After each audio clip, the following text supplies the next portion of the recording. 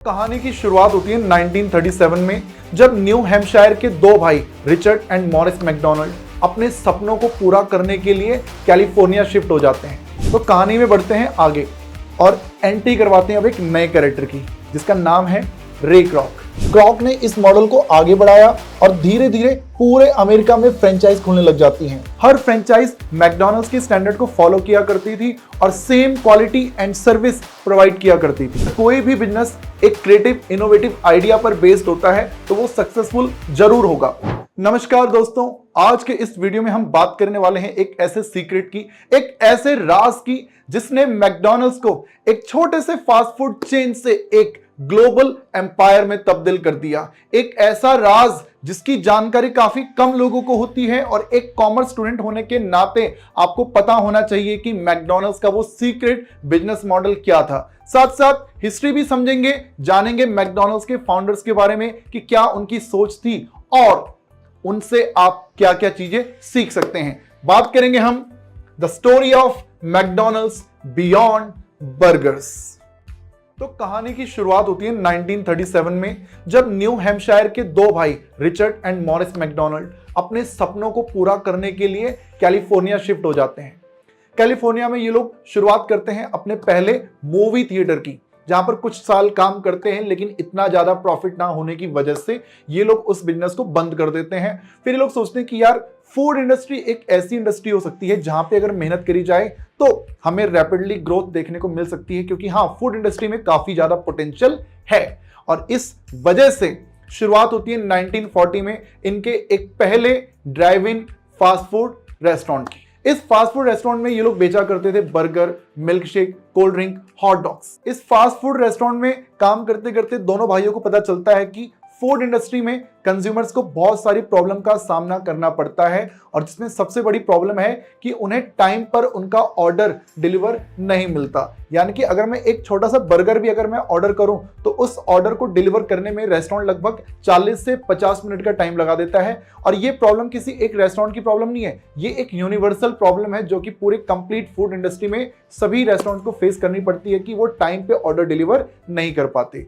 तो इस यूनिवर्सल समस्या का जो समाधान है ये रिचर्ड और मॉरिस मैकडोनाल्ड्स ढूंढ निकालते हैं। ये एक ऐसा सिस्टम तैयार करते हैं जिसके जरिए सभी कंज्यूमर्स को उनका ऑर्डर लगभग 1 मिनट के भी अंदर प्रोवाइड कर दिया जाता है। कोई अगर बर्गर ऑर्डर कर रहा है, हॉट डॉग ऑर्डर कर रहा है, मिल्क शेक ऑर्डर कर रहा है, तो लगभग 30 से 40 से 50 सेकंड के अंदर ही उन्हें उनका ऑर्डर मिल जाता है।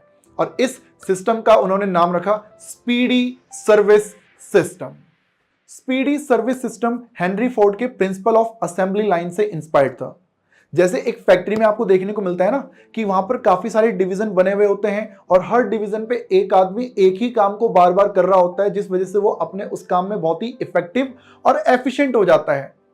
यही चीज मैकडॉनल्ड्स ब्रदर ने भी करी। उन्होंने सोचा कि क्यों ना हम भी अपने रेस्टोरेंट को एक फैक्ट्री में कन्वर्ट कर दें, और उन्होंने ऐसा किया भी। उन्होंने अपने रेस्टोरेंट में काफी सारे स्टेशन बना डाले, हर स्टेशन पे एक एम्प्लॉय लगा दिया और उसे एक एक काम असाइन कर दिया। इसे इस प्रकार समझिए कि एक एम्प्लॉय को कह दिया गया कि आपने सिर्फ पैटीज को ग्रिल करना है, दूसरे को कह दिया कि आपने इसमें एक standard amount of sauce mix करनी है, तीसरे से कह दिया कि आपने बर्गर्स को असेंबल करना है, और चौथे से कह दिया जाता है कि आपने इसको इस प्रकार से रैप भी करना है। और ऐसा करने की वजह से एक एम्प्लॉय एक एक काम करता था तो वो अपने काम में बहुत ही इफेक्टिव और एफिशिएंट हो जाता था, और जो काम पहले ज्यादा टाइम लिया करता था अब वो सेकंड्स में होने लग गया।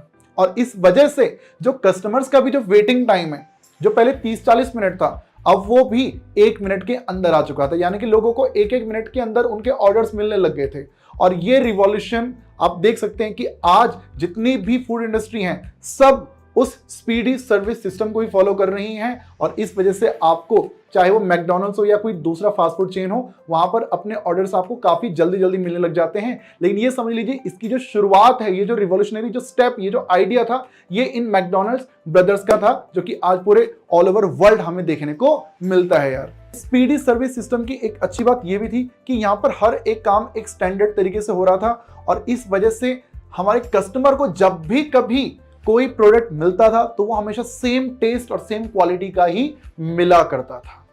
तो कहानी में बढ़ते हैं आगे और एंट्री करवाते हैं अब एक नए कैरेक्टर की, जिसका नाम है रे क्रॉक। रे क्रॉक एक ऐसा अनुभवी आदमी जिसने अपने जीवन में काफी सारे तरह के काम किए, बट किसी भी काम में उसको सफलता हासिल नहीं हो पाई। ईयर आता है 1954 और अभी रे क्रॉक एक मिल्क शेक मशीन का सेल्समैन है। रे क्रॉक अलग अलग रेस्टोरेंट में जाके मिल्क शेक मशीन को सेल कर रहा है, बट कोई उसे खरीदने को राजी नहीं है। अब एक दिन अचानक से उसके पास 6 मिल्क शेक मशीन का ऑर्डर आता है, तो रे क्रॉक एकदम हैरान हो जाते कि यार यहां एक मशीन नहीं बिक पा रही और यहां एक ही रेस्टोरेंट से यहां पे 6 मशीन का ऑर्डर आ गया। तो रे क्रॉक सोचते कि यार चलो ठीक है, एक बार ना इस रेस्टोरेंट में होकर आते हैं, देखते हैं कि भैया ये लोग क्या काम करते हैं, कैसे काम करते हैं। तो रे क्रॉक पहुंच जाते हैं मैकडॉनल्ड्स भाइयों के रेस्टोरेंट में और वहां वो देखते हैं कि यार लोगों की एक बड़ी लंबी लाइन लगी हुई है, लोग अपने ऑर्डर फटाफट से दिए जा रहे हैं और एक एक मिनट के अंदर उन्हें उनका ऑर्डर मिल भी जा रहा है। खुद रे क्रॉक भी वहां से एक बर्गर ऑर्डर करते हैं और वो देखते हैं कि 1 मिनट के अंदर उन्हें बर्गर मिल गया। बर्गर खा के देखते हैं, उसका टेस्ट भी बड़ा अच्छा हो रहा है। तो यहां पर रे क्रॉक सोचता है कि यार ये लोग जो काम कर रहे हैं, काम बहुत ही सही कर रहे हैं, बट इनके बिजनेस मॉडल को एक बार समझना पड़ेगा कि ये कैसे इतनी अच्छी सर्विसेज प्रोवाइड कर पा रहे हैं, वो भी इतने बढ़िया टेस्ट के साथ। तो यहां पर रे क्रॉक दोनों मैकडॉनल्ड बंधुओं से, दोनों भाइयों से मिलते हैं और समझते हैं कि किस प्रकार से मैकडॉनल्ड्स भाई अपने इस बिजनेस को रन कर रहे हैं।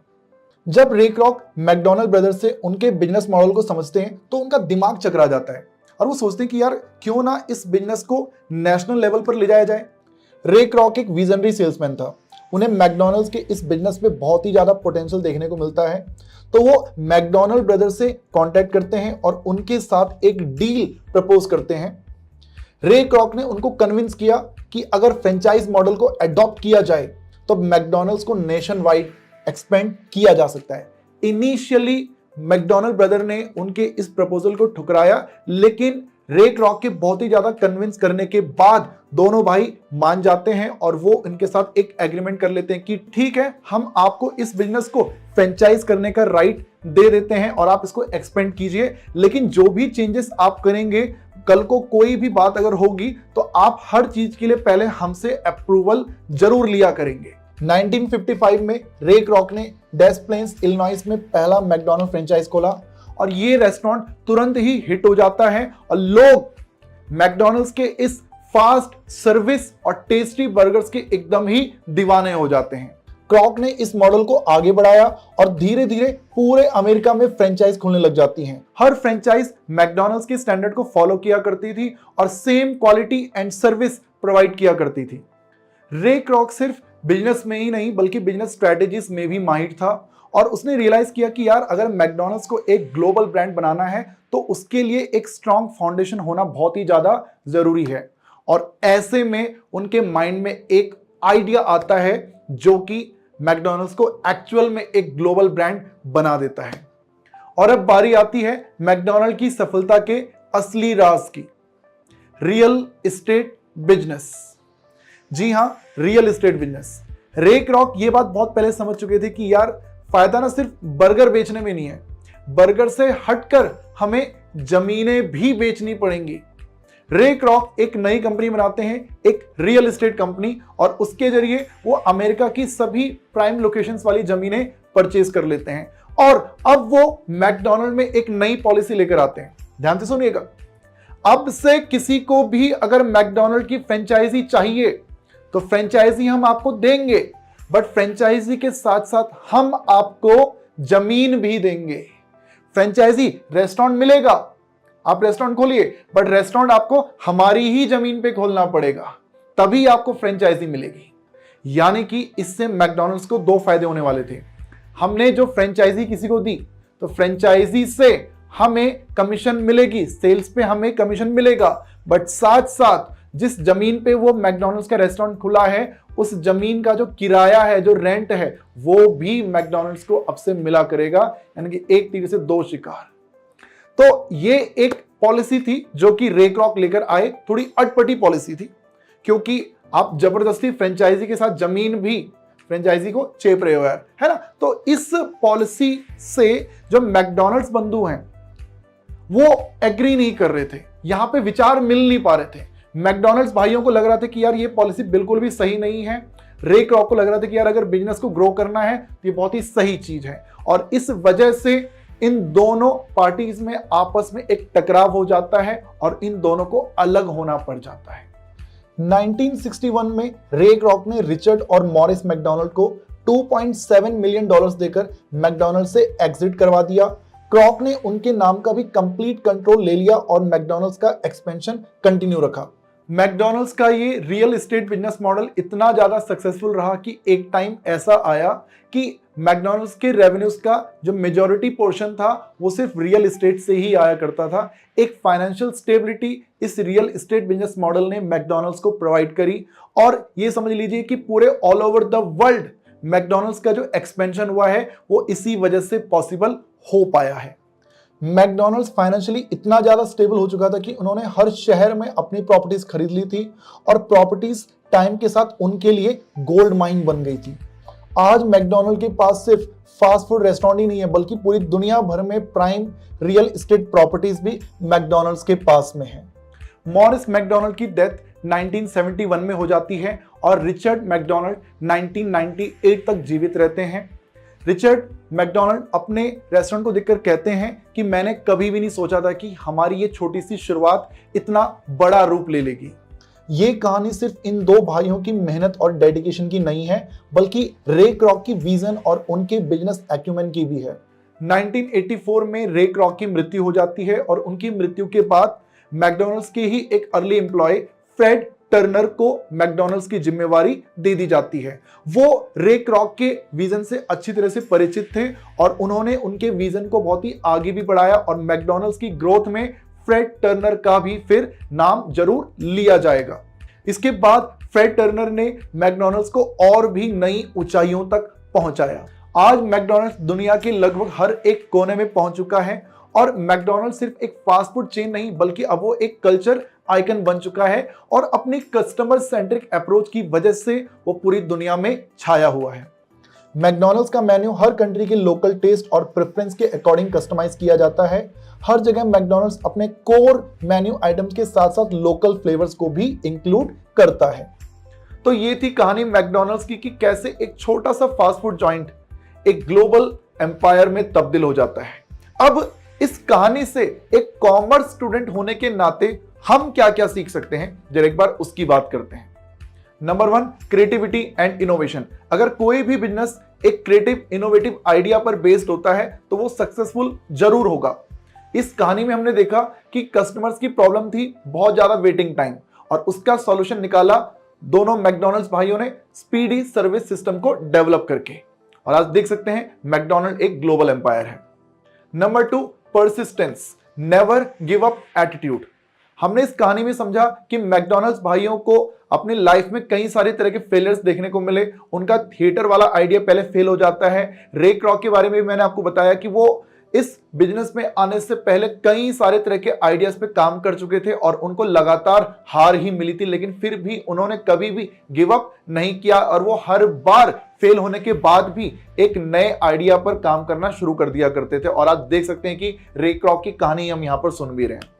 Number 3, customer centric approach. किसी भी बिजनेस को अगर सक्सेसफुल होना है तो उनको ये जानना जरूरी है कि उनके कस्टमर्स कौन है और उनके कस्टमर्स को एक्चुअल में क्या चाहिए। अगर हम उनको सही वैल्यू प्रोवाइड करें तो बिजनेस कभी भी फेल नहीं हो सकता। Number 4, team work and leadership. ये पॉइंट बड़ा इंपॉर्टेंट रहेगा, क्योंकि हम ये बात तो जानते हैं कि एक स्ट्रांग लीडर का होना बहुत जरूरी है जिसपे ट्रस्ट कर सके और जो हमें लीड भी कर सके, बट हमारी जो टीम है वो भी स्ट्रांग होनी चाहिए, क्योंकि एक अकेला बंदा किसी भी बिजनेस को सक्सेसफुल नहीं बना सकता।